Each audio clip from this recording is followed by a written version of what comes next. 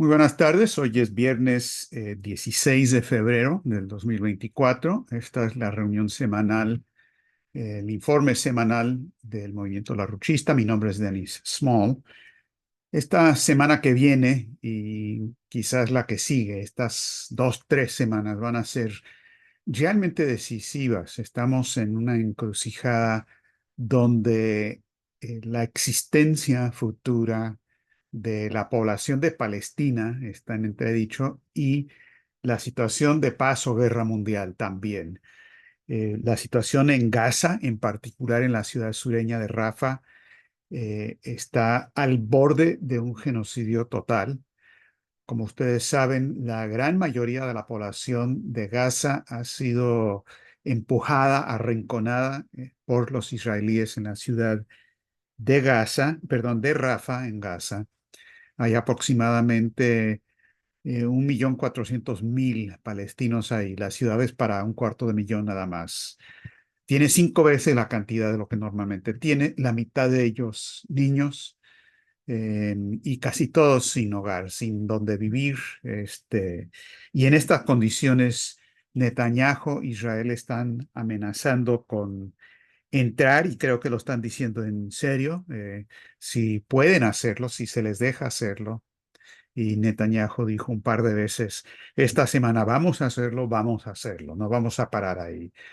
Entonces, ante el genocidio que ya ha estado ocurriendo, estamos al borde del precipicio de algo realmente con un orden de magnitud superior a lo que ha ocurrido. Y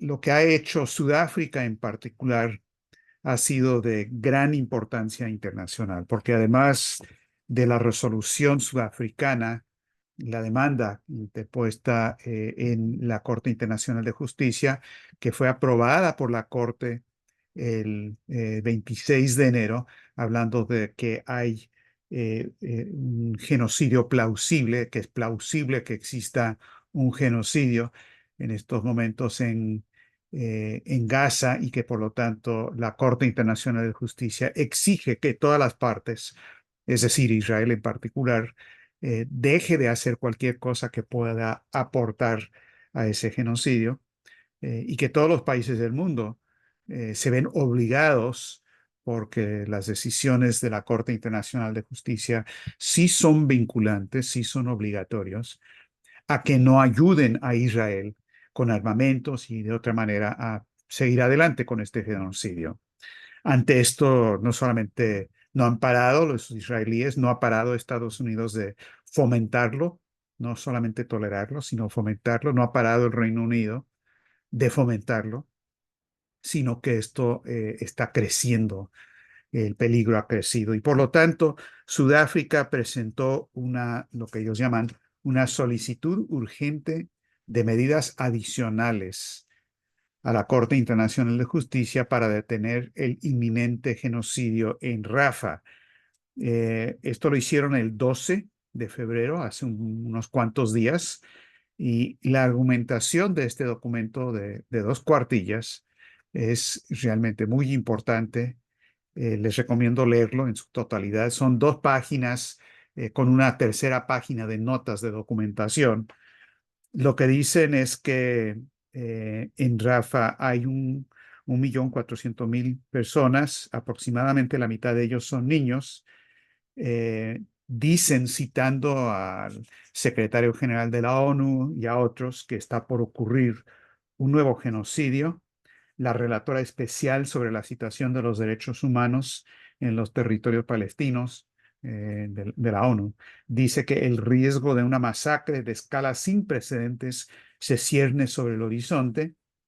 El comisionado general de la UNRWA, la Agencia de Naciones Unidas para los Refugiados de Palestina en Oriente Medio, dijo que hay un pánico creciente en Rafah, y dijo que él, el comisionado, se había quedado casi sin palabras, sin saber cómo describir esto que está ocurriendo. Y por lo tanto, Sudáfrica dice que hay una situación de extrema emergencia, y por lo tanto solicita respetuosamente que la Corte considere excepcionalmente ejercer su poder bajo el artículo 75 que le permite actuar sin necesidad de debate ni más discusión cuando hay ese peligro de extrema emergencia. Eh, los sudafricanos citan el precedente en ley de esto para la Corte, que es el caso Lagrande, que se trataba de un solo individuo y actuó la Corte Internacional de Justicia y Sudáfrica dice, en este caso no se trata de un individuo, se trata de una situación de extrema urgencia que afecta a unos 1.400.000 palestinos vulnerables en Rafah, de los que al menos la mitad son niños, se encuentran en grave riesgo de sufrir un daño irreparable, protegidos, que debería estar protegido por la Convención sobre el Genocidio. Y terminan diciendo, por lo tanto, Sudáfrica pide respetuosamente a la Corte que considere con la mayor urgencia si las circunstancias que están en marcha en Rafah requieren que ejerza su poder bajo el artículo 75 del reglamento de la Corte para prevenir una mayor violación inminente de los derechos de los palestinos en Gaza. Sudáfrica también se reserva su propio derecho a tomar nuevas medidas con respecto a la situación. Ahora, esto lo hace Sudáfrica unos cuantos días antes de que empiece, y esto va a ser el lunes que viene, el lunes 19, un debate en la Corte Internacional de Justicia, no sobre el caso y la orden del 26 de enero, sino por algo que la Asamblea General de Naciones Unidas había interpuesto en el 2022, pidiéndole a la Corte que investigara el tema de la catástrofe humana que ha estado ocurriendo en Palestina por 55 años. Es decir, esto antecede todo lo que pasó con la demanda del 26 de enero de Sudáfrica, pero va a ser una semana entera de discusión. Hay más de 50 países que se han anotado para intervenir. Y aunque el tema oficial precede la última decisión de la Corte, obviamente van a estar hablando de la situación urgente del momento. Entonces uno se debe preguntar, bueno, ¿y Sudáfrica por qué actuó de nuevo si es que el lunes ya va a empezar a haber un debate? Y creo que la respuesta es obvia, que de aquí al lunes puede haber una catástrofe total y ellos vieron la necesidad de tomar cartas en el asunto. Asimismo lo dijo la canciller de Sudáfrica, Naledi Pandor, hablando ayer en la reunión cumbre de la Unión Africana, a la que por cierto también asistió Lula de Brasil.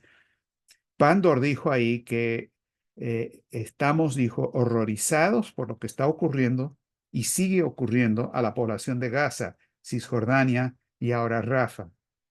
Creemos que esto se ajusta a las acusaciones que hemos presentado ante la Corte Internacional de Justicia de que se está produciendo un genocidio en los territorios palestinos, en los territorios ocupados.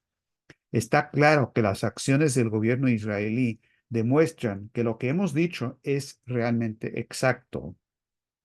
Pero luego viene la parte todavía más grave de lo que dice Pandor. Dice, lo que realmente le preocupa es que el mundo esté permitiendo que Israel ignore las sentencias de la Corte Internacional de Justicia. Nadie está tomando ninguna medida, dijo, para colocar una fuerza de paz en Palestina, cuyo propósito sería proteger a civiles inocentes como una fuerza de imposición de la paz. Entonces, yo creo que estas declaraciones correctamente reflejan el nivel de urgencia del momento, que esta situación se está moviendo muy rápido y que el mundo tiene que actuar. El canciller ruso, Sergei Lavrov, tuvo en estos días dos intervenciones que vienen al caso. Uno ante la Duma, es decir, el Congreso, el Parlamento ruso, y otro en el Club Valdai, de debates y discusión en Moscú, que estaban hablando de toda la situación del sudoeste asiático. Y lo que dijo ahí eh, Lavrov ante la Duma el 14 de febrero es que hay un problema general por parte de las naciones de Occidente y de Estados Unidos en particular, que dice que todo indica que Estados Unidos está tratando de crear un caos controlado, no solamente en el Oriente Medio, sino en el mundo entero. Esto lo dice textualmente, al crear inestabilidad en una región tras otra, los estadounidenses quieren, por así decirlo, un caos controlado. Sin embargo, en realidad no creo que sepan lo que están haciendo, dijo Lavrov.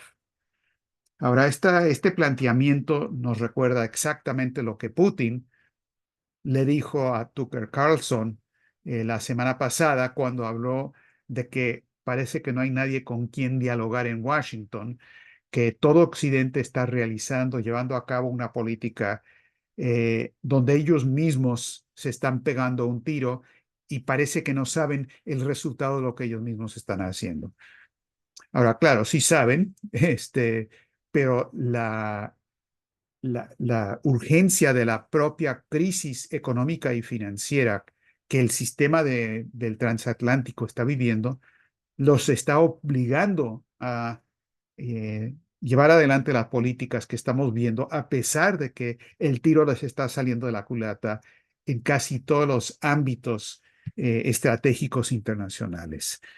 Y ese es el gran peligro, porque como dijo Lavrov ante la Duma, la situación del Oriente Medio no ha tocado fondo, esto se va a volver peor y vemos también a la vez lo que está saliendo de la Casa Blanca, que es siguiendo, le están dando luz verde a Netanyahu y a Israel por todo lo que quieren hacer. La página web Político de Estados Unidos, que es una revista muy leída en los medios de Washington, tuvo un gran descubrimiento esta semana y ellos descubrieron que todo indica que el gobierno de Biden no va a frenar a Netanyahu con todo lo que está haciendo en Gaza. Ahora, no sé qué maravilloso descubrimiento, ¿no? Está descubriendo que el cielo es azul, que las ruedas dan vuelta. O sea, esto es obvio, esto es lo que ha estado pasando.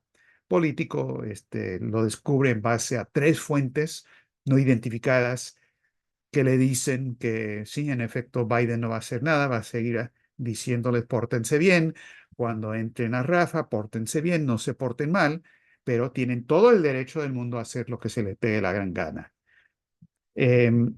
Ahora, esta semana hubo declaraciones de Kirby, el portavoz del gobierno de Biden, donde, o sea, él excedió lo que él mismo ha estado diciendo, porque a cada rato dice, no, no, les hemos estado diciendo a los israelíes que tienen que tener mucho cuidado de los derechos humanos, eso nos preocupa mucho, pero claro, insiste ante las preguntas que Israel tiene todo el derecho del mundo de hacer lo que sea necesario para eliminar a Hamas. Y Estados Unidos sigue vendiendo armas, sigue permitiendo todo lo que está ocurriendo. Pero en esta ocasión, Kirby dijo que la prueba de que los israelíes realmente están tomando a pecho lo que Washington les recomienda es que Israel les ha estado advirtiendo a los habitantes de Rafa que se deben ir de ahí porque si no van a sufrir ataques. Les está dando un corredor humanitario seguro. No sé a dónde, no hay un corredor a Israel, no hay un corredor seguro. Bueno, hay un corredor a los escombros del norte, si quieren ir allá donde no hay nada, pero no hay un corredor a Egipto. No puede haber una expulsión de 2 millones de personas fuera de su propio país, que es Palestina. Y luego Kirby eh, no tuvo la vergüenza y dijo, pero esto es algo, lo que hizo las fuerzas de defensa de Israel, que yo no sé si los Estados Unidos y las fuerzas militares de Estados Unidos hubiera hecho algo así de generoso. Entonces esto causó un escándalo total, como se pueden imaginar, decir que las fuerzas de defensa de Israel son más generosas y humanitarias que las Fuerzas Armadas de Estados Unidos, cuando las de Israel están realizando un genocidio en Gaza. Es decir, tenemos una situación realmente de locos, peligrosísimo, donde esto se está decidiendo en estos días. Ahora, ¿Cómo actuar para cambiar esto? Bueno, veamos primero lo que pasó con la entrevista de Tucker Carlson a Putin. Hablamos de eso la semana pasada un poco. A estas alturas, según lo que dicen en Rusia, en una entrevista que Putin hizo con otro medio, antier o ayer, que esto ya tiene 1.000 millones de personas que han visto esa entrevista. A lo que Putin mismo comentó, bueno, eso está muy bien. En primer lugar, es bueno que hayan estado observando y escuchando lo que digo. Si hoy no podemos mantener un diálogo directo, debido a ciertas razones, con Washington, debemos estar agradecidos al señor Carlson por actuar como intermediario, dijo. Así pues, es bueno que estén observando y escuchando. Luego le preguntan a Putin, este, ¿y qué de la entrevista con Carlson? ¿Qué le pareció? ¿Le gustó? ¿No le gustó? ¿Lo disfrutó? Y dijo, no, no ocurrió lo que yo pensaba que lo que iba a ocurrir. Yo pensé que Carlson me iba a agredir con preguntas muy duras y difíciles, y yo tenía listo para una respuesta con el mismo tono, con unas respuestas muy firmes y muy duras que ya tenía preparado, dice Putin, pero me quedé con las ganas, porque Carlson, dice, eligió otra táctica. Intentó interrumpirme varias veces, pero aún así, sorprendentemente para un periodista occidental, se mantuvo paciente y escuchó mis largos monólogos, especialmente cuando hablaba de historia. No me dio motivos para hacer lo que estaba dispuesto a hacer. Por eso, a decir verdad, no disfruté plenamente de aquella entrevista. Este, un poco divertido. Yo creo que Putin estaba preparado para todo, para una entrevista agresiva, para una más calmada, pero esto es lo que decidió comentar. Y luego, también de manera, para algunos, impredecible, el entrevistador le pregunta a Putin, bueno, ¿y qué piensa de las elecciones en Estados Unidos? Eh, ¿Con quién prefiere negociar? ¿A quién prefiere que gane? Perdón, Biden o Trump. Y él dice, pues la verdad, prefiero a Biden, dice. Él tiene más experiencia y es más previsible. Es un político de la vieja escuela. Pero trabajaremos con cualquier líder estadounidense elegido por el pueblo de Estados Unidos. Y luego comentó Putin que en las entrevistas personales que ha tenido con Biden, él no advirtió ningún signo que sugiriera la posibilidad de su incapacidad. Dijo, sí, él echaba un vistazo a sus notas de vez en cuando, pero hablando con franqueza, yo también echaba un vistazo a las mías. Y luego dicen que se golpeó la cabeza con el helicóptero al bajarse, dijo Putin, pero ¿quién no? Me pasa lo mismo a mí. La gran atención pública prestada a la salud del actual presidente de Estados Unidos, Joe Biden, es el resultado de una acalorada campaña electoral en el país, pero sería incorrecto que Rusia interviniera en ella. A Moscú no le importa la salud de los candidatos, sino sus planteamientos políticos. Y dijo, y creo que el enfoque del gobierno en funciones es el más perjudicial y erróneo. Bueno, ese fue el comentario público, por lo menos de Putin, ante toda esta situación. Hubo otro comentario que les quiero mencionar porque nos lleva al siguiente tema que es de gran eh, interés para nosotros en este momento, que es el rearme nuclear. Eh, Le preguntaron al general Kuyat de Alemania, que había sido inspector general del ejército de Alemania, el representante de más alto nivel ante la OTAN de Alemania, y Kuyat, que es una persona que se opone a la guerra de Ucrania, se opone a la satanización de Putin, dijo, miren, tenemos que tener una arquitectura de seguridad en Europa con Rusia, no sin Rusia. Y dijo que la idea de que en Europa debería tener sus propias armas nucleares, que en efecto sí es algo que algunos están proponiendo, como los ex cancilleres de Alemania, Sigmar Gabriel, Joschka Fischer y otros, y también la revista Economist del Reino Unido, que propone exactamente lo mismo. Lo que dijo Cuyat es esa idea de tener un arma nuclear, que sea una Europa nuclearizada. Esto es una tontería que los que proponen eso no saben nada de asuntos militares, dijo. Dice, no conocen la diferencia entre un rifle y un pepino. Cierra comillas. Sin embargo, estos que desconocen lo que es un rifle y un pepino y las diferencias de las mismas, son los que están tomando las decisiones de momento. Por ejemplo, el jefe de la reunión de Múnich sobre seguridad, un tal Heusgen de Alemania, está diciendo que tiene que haber un rearme total. Dijo que Europa corre un tremendo peligro, que tenemos que enviarle los misiles Taurus a Kiev. Se necesitan garantías de seguridad sólidas para Ucrania, idealmente en forma de su ingreso a la OTAN. ¿Se imaginan? Y luego dijo, si Putin tiene éxito en Ucrania, seguirá persiguiendo su objetivo, la restauración del Imperio ruso, y eso incluye algunos países que ahora son miembros de la OTAN. Putin solo entiende una política de fuerza. Bueno, como que no les ha ido muy bien con esa orientación hasta el momento. Tenemos una situación de, no digo una inminente derrota de Ucrania, porque en cierto sentido Ucrania ya ha sido derrotada. Es un cadáver que todavía está de pie, pero no tienen soldados, ya no tienen un ejército viable, no hay jóvenes, va a haber una caída de la población ucraniana en el futuro porque ya no hay hombres jóvenes en el país. Es una situación donde los que controlan a Ucrania, los británicos, Estados Unidos y demás, están tratando de desarrollar teorías utópicas de cómo realizar, cómo librar una guerra sin soldados. Y por lo tanto, están tratando de librar una guerra con drones y con guerra cibernética. Es decir, cómo librar una guerra con 10 soldados, pero que no están en el frente. Y esto evidentemente no funciona, no tiene mucho caso discutir todos los aspectos de esto, pero es una situación peligrosísima cuando Europa, impulsado por los británicos, están diciendo que tienen que volver a armarse.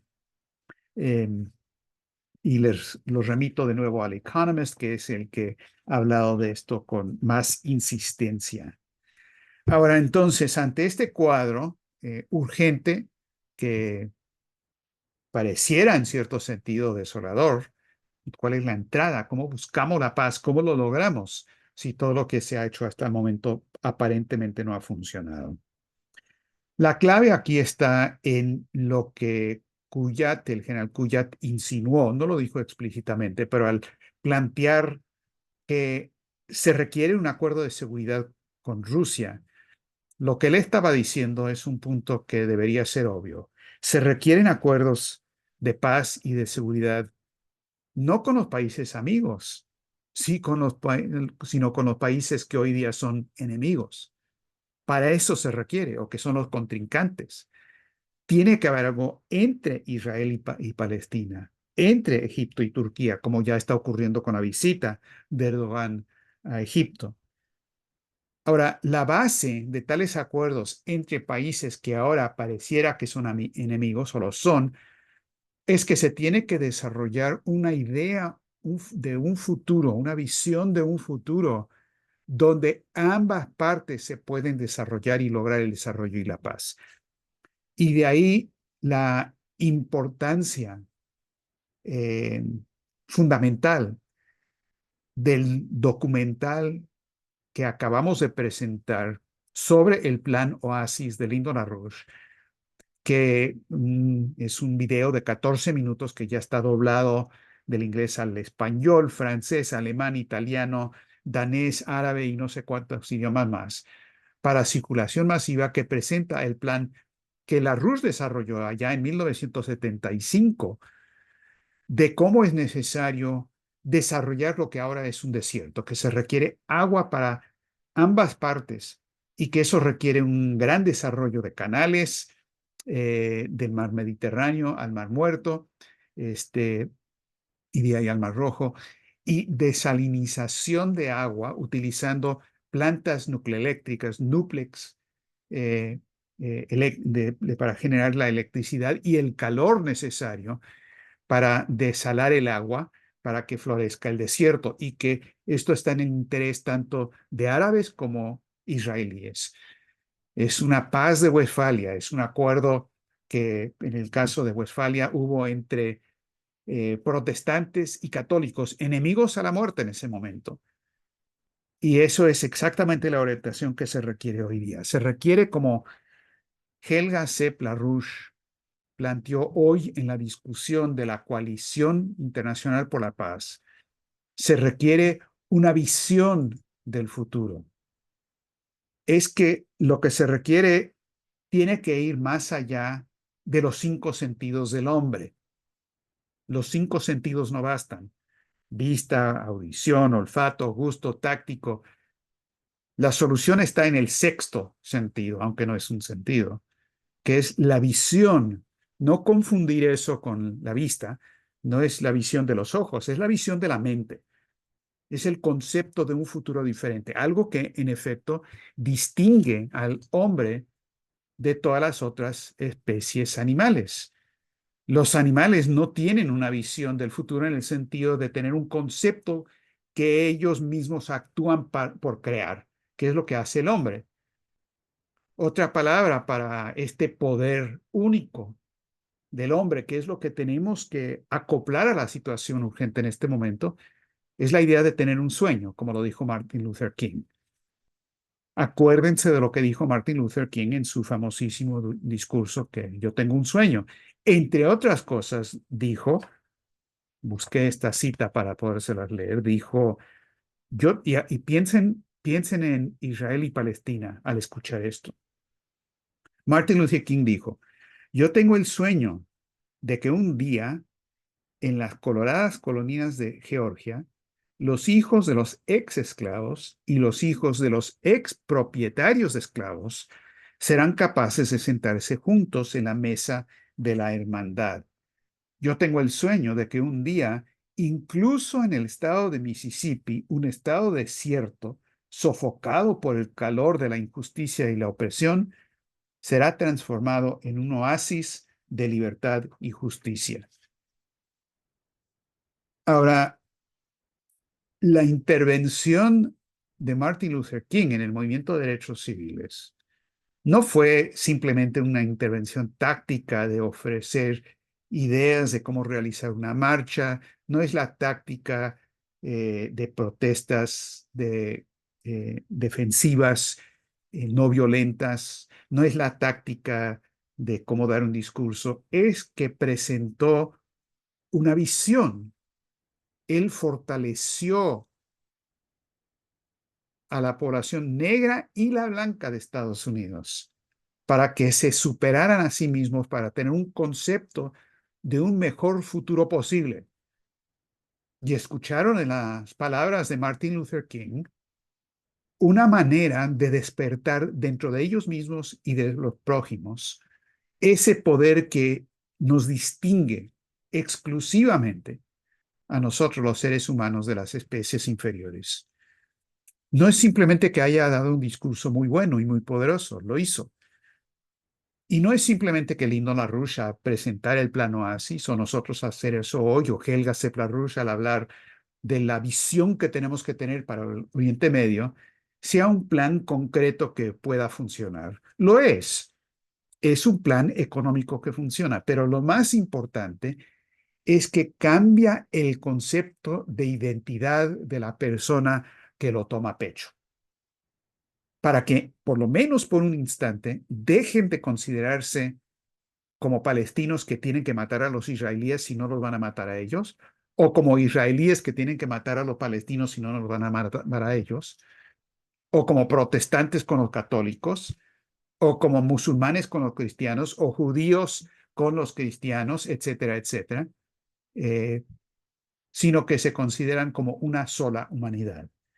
Y hoy en día tenemos una situación donde eso existe como una posibilidad no simplemente de una idea, de un sueño distante, sino de un sueño muy concreto, el sueño del BRICS, la visión del BRICS, la posibilidad de forjar y crear un nuevo orden económico internacional, no multipolar, sino justo, porque las diferentes polaridades como tal tienen que desaparecer, porque eso mantiene todavía la semilla de la geopolítica británica. Es mucho mejor la multipolaridad que la unipolaridad, por supuesto, pero se requiere un concepto diferente, el concepto de Nicolás de Cusa, el que LaRouche presentó, el concepto que aborda Martin Luther King en su discurso. Y ese poder del hombre, ese poder espiritual, porque no es material, espiritual, mental, creativo del hombre, de la visión, ese sexto sentido, por así decirlo, es el poder infinito que tenemos que despertar en el resto de la población inmediatamente. Y de ahí la tarea urgente táctica de distribuir al máximo este video del Plan Oasis, no para presentar simplemente un plan que puede resolver la crisis, lo es, sino despertar esa chispa que todos los seres humanos tienen dentro de sí. Y esas son las tareas que tenemos por delante en los días y semanas que vienen y hay que actuar rápido.